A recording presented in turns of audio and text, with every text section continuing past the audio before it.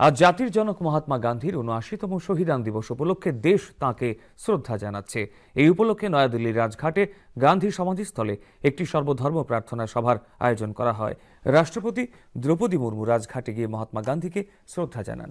উপরাষ্ট্রপতি রাধাকৃষ্ণন এবং প্রধানমন্ত্রী নরেন্দ্র মোদীও স্মৃতিসৌধে পুষ্পস্তবক অর্পণ করে মহাত্মা গান্ধীর প্রতি শ্রদ্ধা নিবেদন করেন। কেন্দ্রীয় স্বরাষ্ট্রমন্ত্রী অমিত শাহ একটি সোশ্যাল মিডিয়া পোস্টে জাতির জনককে তাঁর মৃত্যুবার্ষিকীতে শ্রদ্ধা জানিয়েছেন।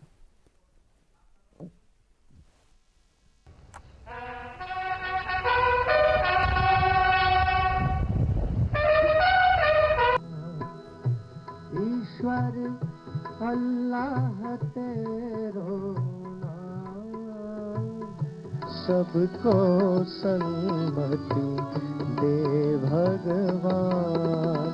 रघुपति राघव राजा राम,